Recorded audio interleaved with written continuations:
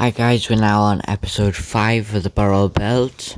Today we're going to be making the tube which the third shaft will go into, also known as the rear axle tube. Here you can see that it's clamped on the mill. The first job will be to mill off the face of the circles to let it sit tight close to the boiler. This piece has already been on the lathe, but I do not have any footage of that.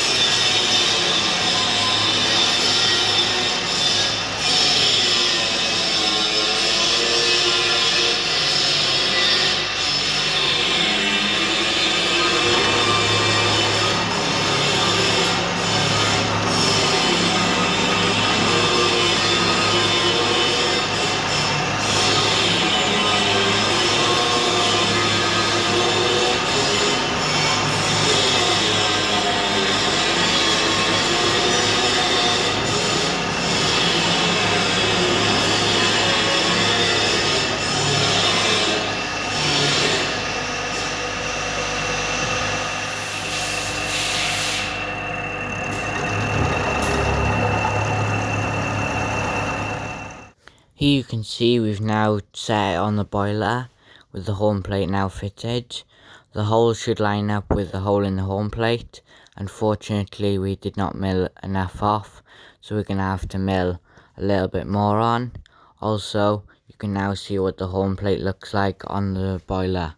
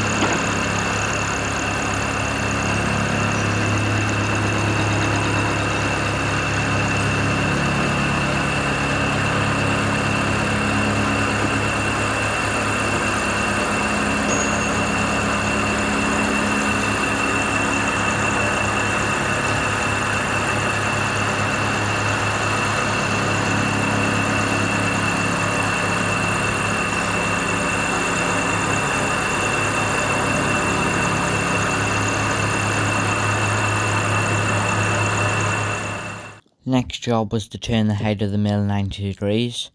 So the first thing to do is to remove the handle to gain access to the 4 bolts. These then need to be loosened but not too loose. Then you can go around to the side and you'll see a bolt sticking out. Turn that and then it's a bit of trial and error to see which way it goes. And then turn it. There is a little thing on the side to tell you how many degrees it is. Then you will put your quill out a little bit and DTI along the face of it. The next job was then to put the wobbler in, and then we could DTI the inside of the hole, and you can also then see here the new way that we've clamped it down. After setting up the PCD, we then marked it out. This is a PCD for 8 holes, although we're only drilling 7. The plan only shows for 3, but we've added 4 extra just to make sure It's good as this supports the rear weight of the traction engine.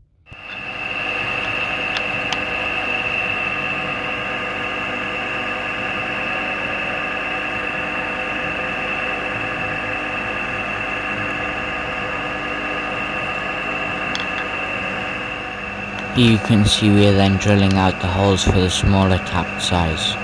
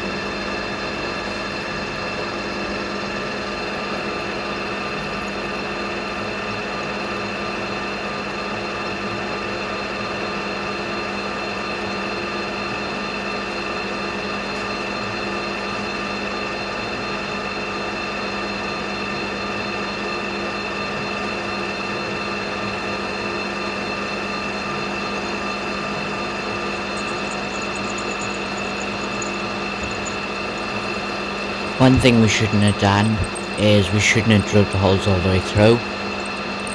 Later in this video we'll be making the second shaft tube, and you can see we didn't drill them through on that, and it looks much better.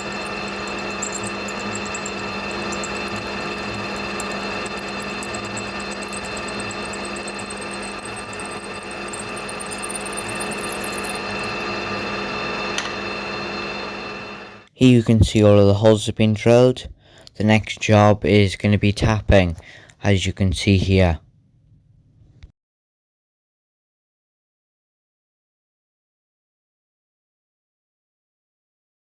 Here is then the bigger tap size which we are tapping 3 of the holes with. After taking it off the mill, it was a quick check up against the home plates to make sure that we drilled all the holes in the right spot, and then we could set it back up to do the other side. Again with the DTI, just to make sure we got it dead in the middle, and then we could mark out all the holes with the exact same PCD and get to drilling.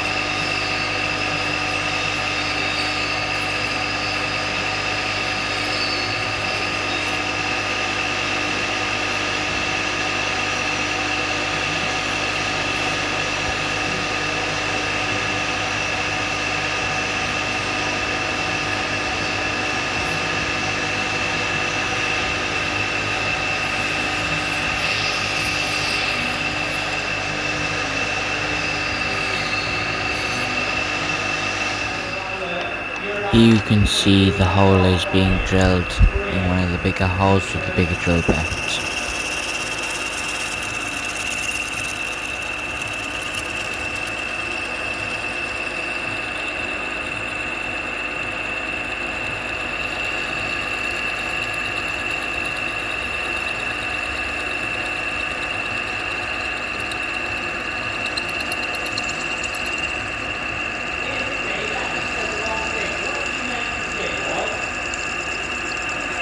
This drill bit will rub on the smaller diameter of the tube, so you have to make sure not to go too far through.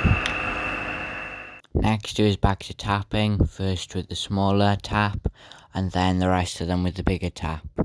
Then we could set it back on the engine and see how it looks. Here you can see that now.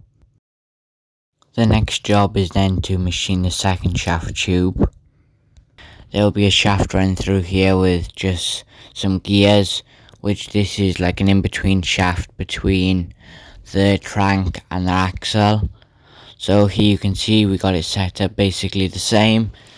This one does not need any milling off done, so we did not need to move the head back straight up. So we just set up the correct PCD, as this one has a smaller diameter and 2 less holes in the PCD, and then we can mark them out and drill it.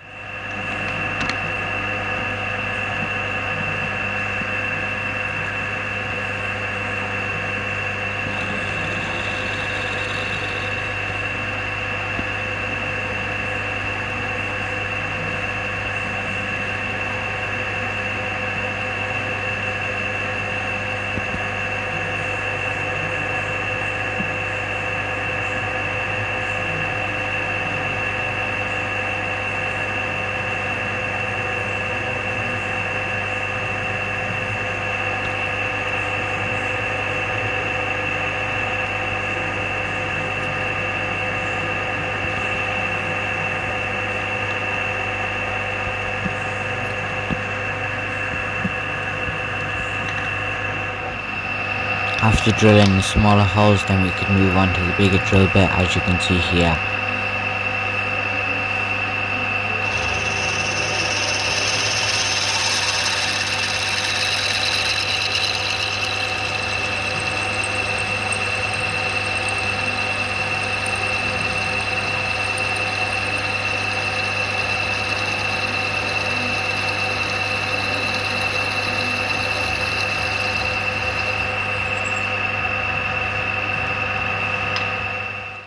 Then, as before, it was time to do some tapping. So here you can see I used the same tap wrench for all of them, as there wasn't enough room to fit in the bigger one this time. And when we turned it around, we needed both of the sides to be the exact same, so we made up this setup using many things, including parallels, and put 2 bolts in there. Hopefully this will be quite accurate. Then we could go do the same procedure to find the middle. Then it was time to drill out the holes, first using a centre drill.